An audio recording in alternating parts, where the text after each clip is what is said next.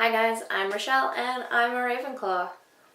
And today I'm going to be doing one of 3 wrap-ups for the month of May. That's right, I need to have 3 separate wrap-ups for May. I have my just normal monthly wrap-up coming up. That's going to be split into 2 parts because I read way too much this month. And then I also participated in a readathon called #ComicBookSunday on the 28th of May, I believe it was. So I'm doing a separate wrap-up for that, and that's what this video is. This is my Comic Book Sunday wrap-up, and on Comic Book Sunday, I read 18 things. I read 18 different comic/graphic novel type things. 18. In one day. Yeah.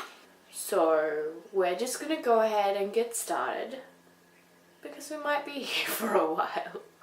Unfortunately, I don't have physical copies of any of these to show you. I will put a little picture of the front cover kind of thing up on the screen so you can see what I'm talking about, I guess.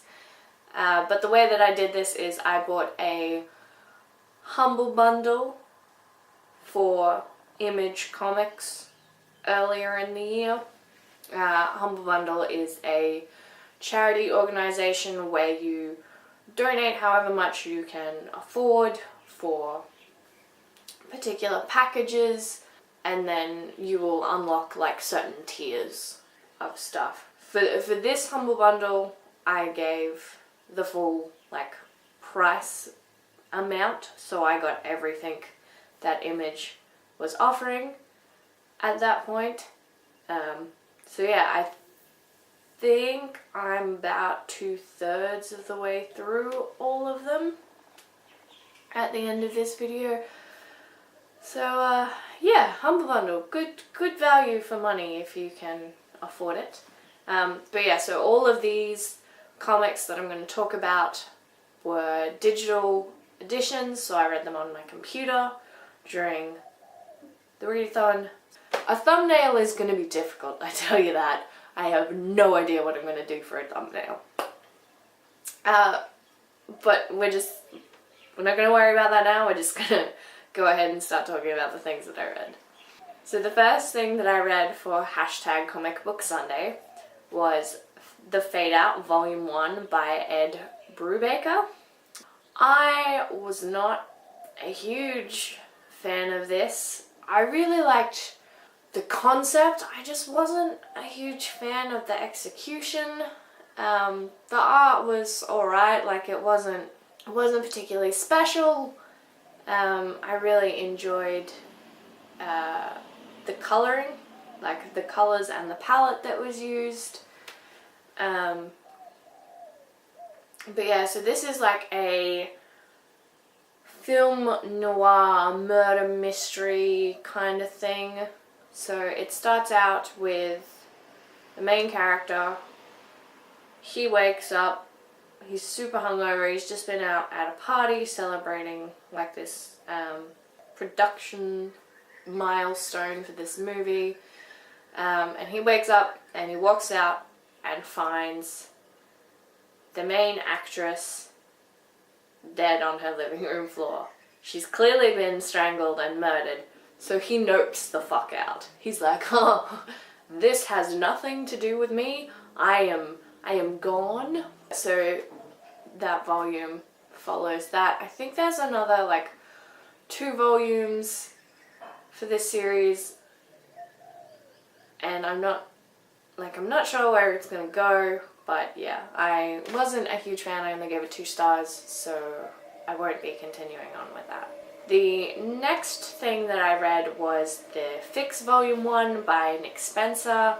I gave this one 3 stars. This follows 2 corrupt cops who make extra money on the side by robbing banks and stuff. Following weird and wacky circumstances, they get paired up with a canine unit pretzels, who hates their guts. And, you know, being a dog can tell that they're not quite up to snuff. So I gave that one 3 stars. I did like the art. I did enjoy the coloring.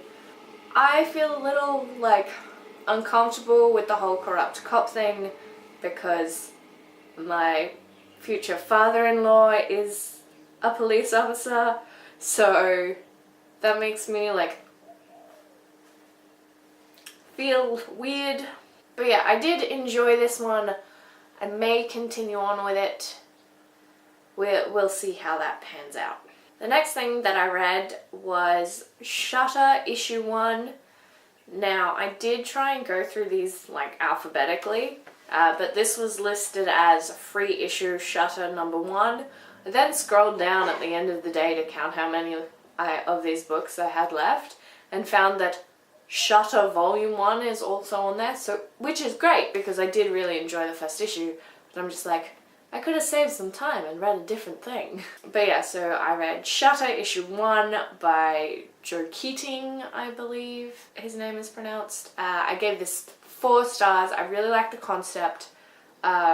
It's about this woman who is like a fantasy adventurer photographer kind of thing. So she goes on the amazing fantasy quests and sees all of these really cool things, and she takes pictures of it and writes novels about her adventures, and we see her wake up one morning and she's just like, she's quit doing that, and I think we explore why and how that happens. But yeah, I was really enjoying it and was definitely going to go out and buy more of Shutter, but I look forward to reading volume 1 when I get down to it.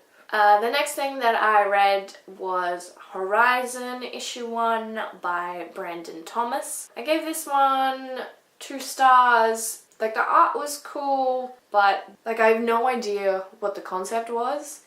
It was like 30-ish pages or something, and I've still got no idea who our main character is. I've got no idea what the goals of the story is. Like, it was just 30 pages of not a lot.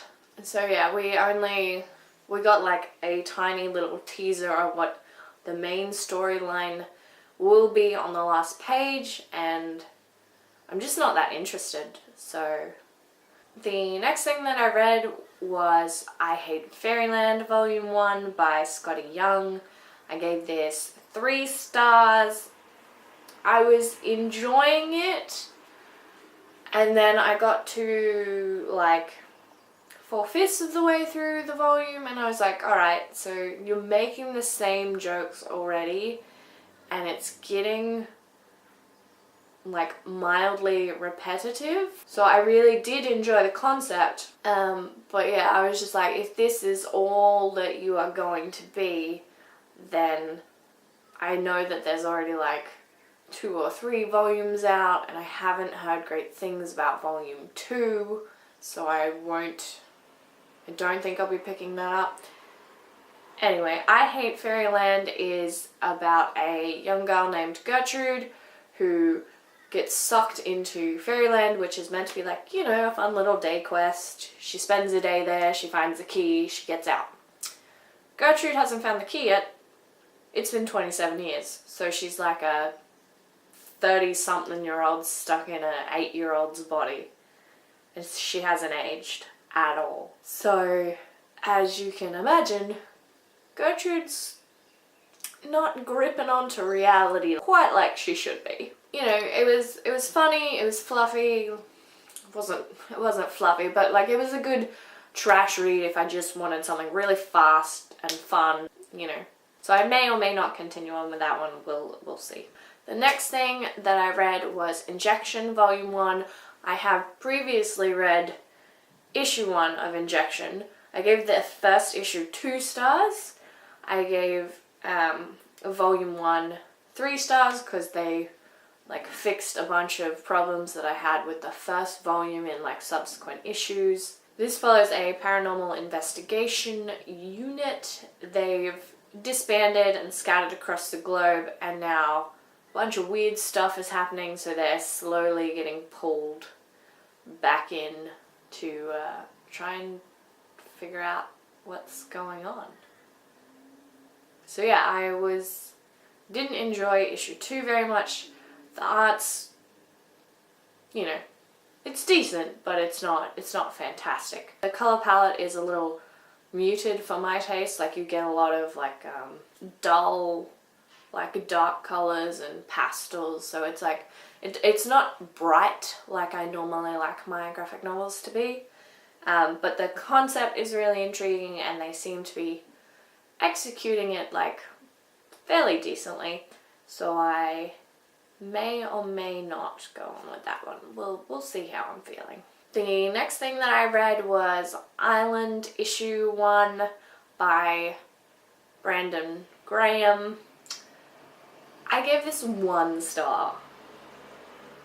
I don't know what I was expecting when I opened this, but what Island turns out to be is like a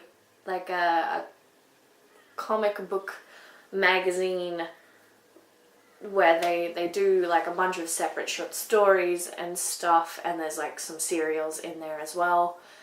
I didn't like the concept for any of the stories. I didn't like any of the art. The first one that I remember uses a single color.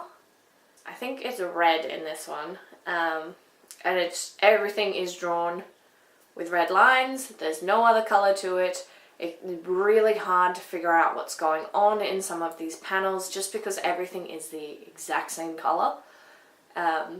So yeah, I didn't like any of the stories in here. I didn't like any of the art, and it took me about 5 minutes, and then I was just sitting there being like, I'm not sure that I actually want to finish this.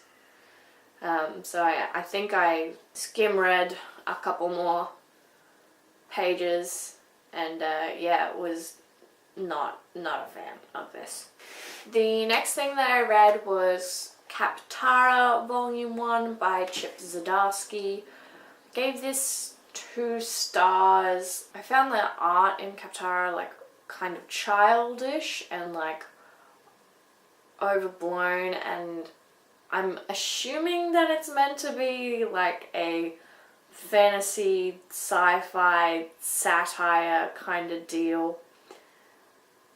And I'm not you have to do satire very, very well in a very particular way for me to enjoy it. I don't like people making fun of things that other people have enjoyed purely because that's not their jam. Kaptara follows a group of, I think they're on a space mission of some description. They get sucked into a wormhole, spat out separately all over this planet that's very different to our own, and they are basically trying to find their way home, and the inhabitants are kind of assisting them. But yeah, I wasn't a fan of that one.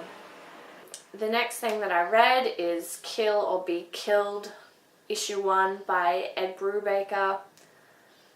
It seems like I'm just not a fan of Ed Brubaker's writing, because I gave this 2 stars as well. Again, the art didn't do much for me. This follows a young man who is, I don't remember if he's being forced to do it or if he's choosing to do it. I think he may be being forced to do it, but he's just going around and killing bad people. People that have done horrific things. Yeah, I was not a fan of the art. I've found that this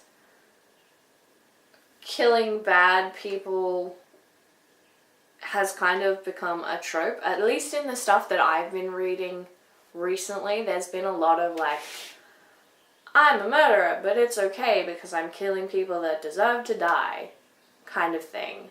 And again, that's the kind of thing that like has to be done really well in a very particular way for me to enjoy it. The justifications have to be there, and I think that maybe for me graphic novels aren't like a viable format for this kind of story, because I feel like there's a lot of stuff that you can't get from a graphic novel, like thought processes and justification and exposition and all this other stuff that you have more trouble getting from a graphic novel, which are like 30 pages each. And then next thing that I read was Lazarus Volume 1 by Greg Rucka. I gave this 4 stars. This follows, her name is Forever, but she is a Lazarus, which means she is a member of a family, and this is like a dystopian world.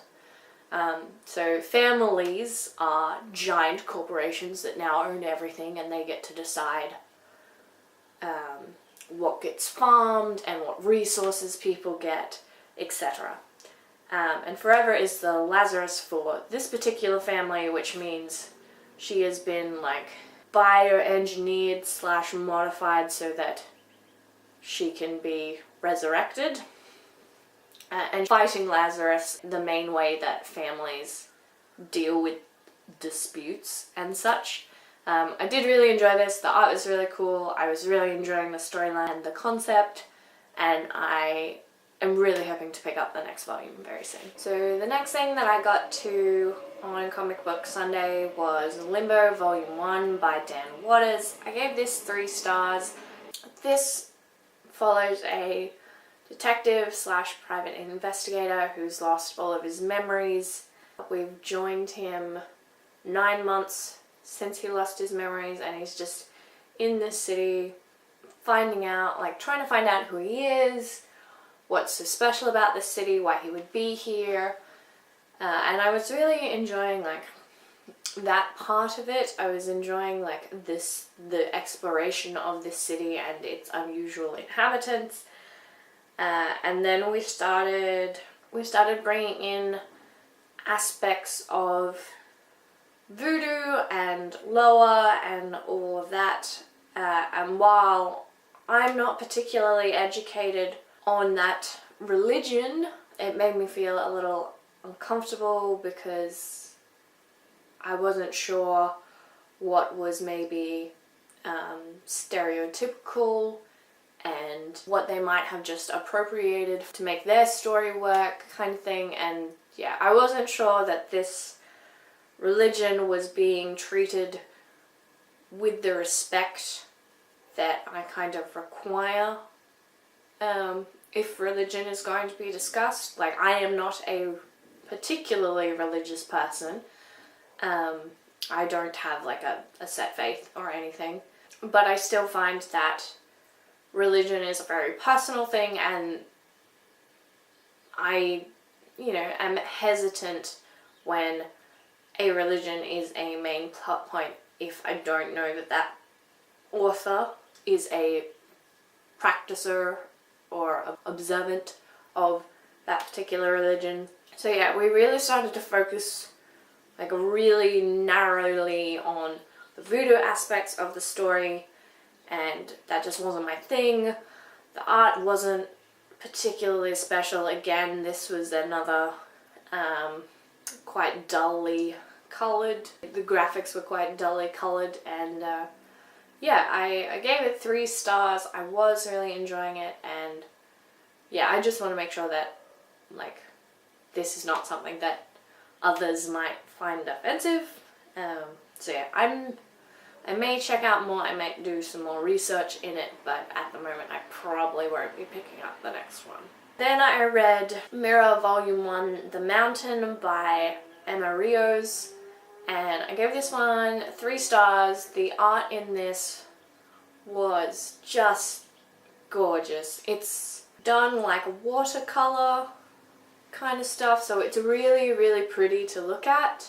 But this is like a sci-fi story with human-animal hybrids, and humans are being kind of elitist and animals are being kind of skeptical of the hybrids because they think they might be working for the humans so that they can get more recognition. The storyline got really weird at the end, and I wasn't... Like, I don't know where this is meant to go after the end of Volume 1.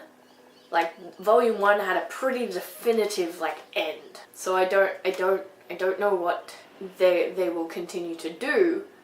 And while I enjoyed the art, I wasn't... Like, I loved the art. I loved the art.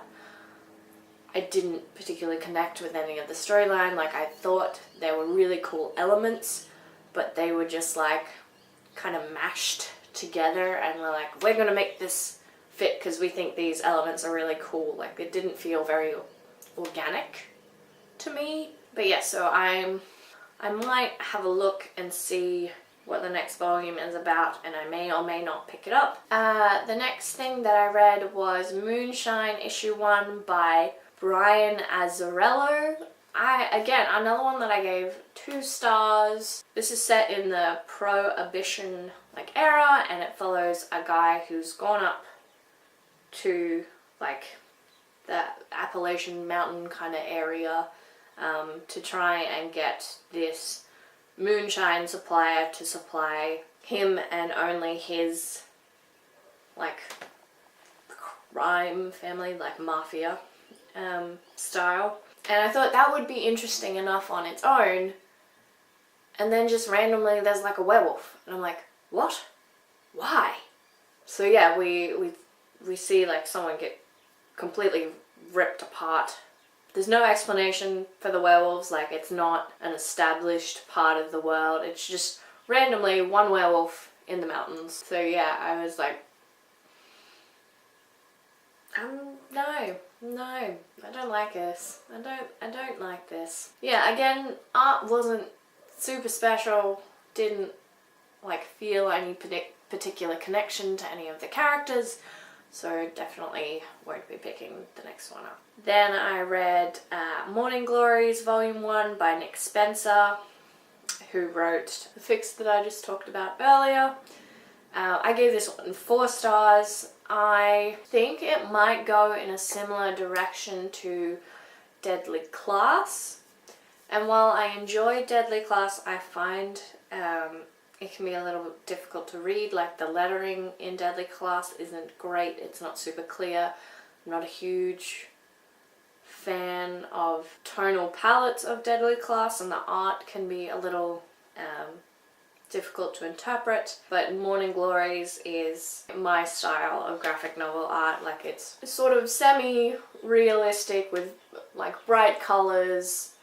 Everything's very defined. You know exactly what's going on.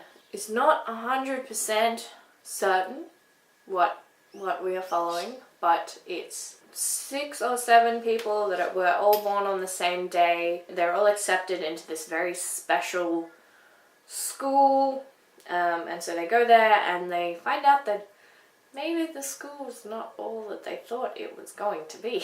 So that was Morning Glories. The next thing that I read was Nail Biter Volume 1 by Joshua Williamson. I gave this 3 stars. This follows a man as he tries to discover why his friend, who is a police officer, went missing in what is considered the mass birthplace of a bunch of serial killers. This one small town has produced 16 different serial killers. Most of them at this point, I think, are dead, but one of them, who is called the Nail Biter because he chews off his victims' fingernails and like the tips of their fingers, which is real gross. Ugh. So it's like a murder mystery, like horror thing, and horror is not my jam. I'm not a huge fan of horror. Like, I don't like to be scared for fun. That's just not something I'm into. It doesn't float my boat.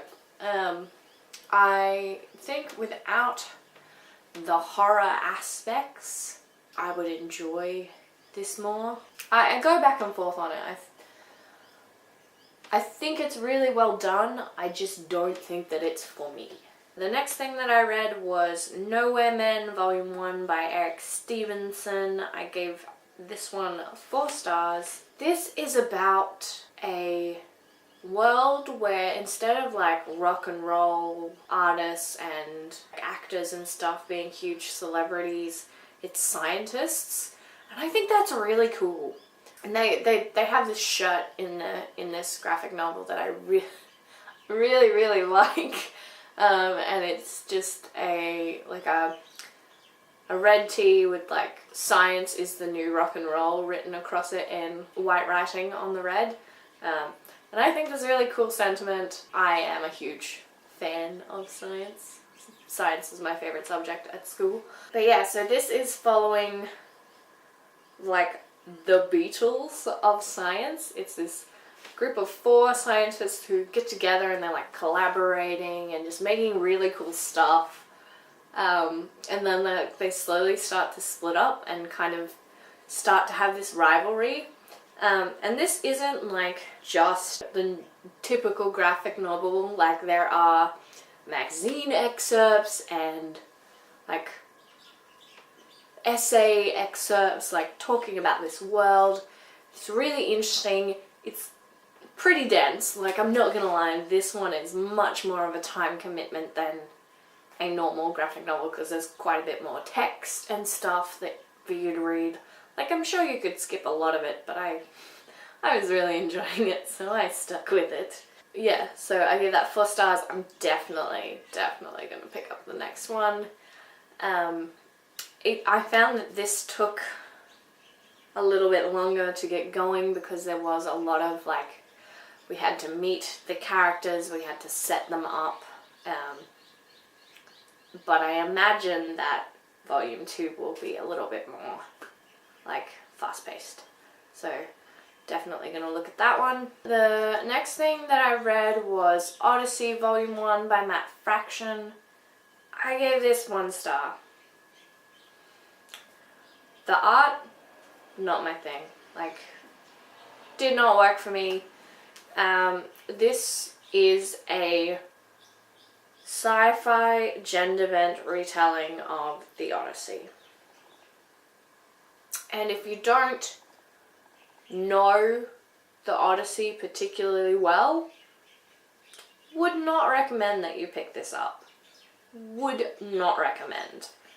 The narration is like the Odyssey itself, the poem, written out, but genders are swapped and names are slightly tweaked so that it all like fits together in the original rhythm.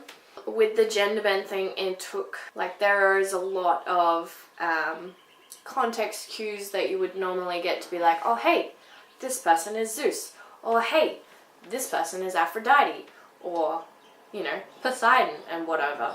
And because of the sci-fi part of this, you don't get a lot of those context clues, so unless you're actually really familiar with the source material, it can be really hard to figure out who the hell is talking, or why this person is doing what they are doing.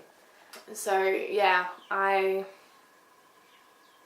really was just like, I just want to be finished with this. I just want it to be over so that I can move on and never have to think about it again. So I won't be picking that one up. And the last thing that I read for #ComicBookSunday was also a 1 star. I did not do well. I did not do well with this one. I didn't get any 5 stars. I got, I think, 3 1 stars and I think 5 2 stars. Anyway, the last thing that I read was Outcast Volume 1 by Robert Kirkman. Again, 1 star. This was another horror novel. It dealt with this guy who's been living at home, deeply depressed. He's suffered from child abuse and like a lot of shit's going on in his life, and he discovers that the reason that his mother abused him was because she was housing a demon within her, and then later in the novel we discover that his blood is like a great tool for exorcism, because it like is really painful for the demons for some reason. And yeah, like I don't like horror.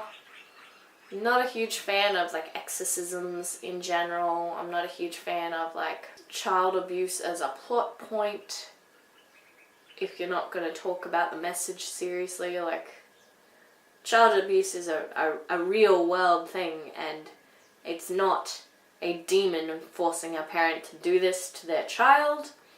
And they talk about how every parent loves their child and would do anything for their child if it wasn't for these demons. And like I get that that's a metaphor and stuff, but I found that kind of insensitive to a lot of people's suffering.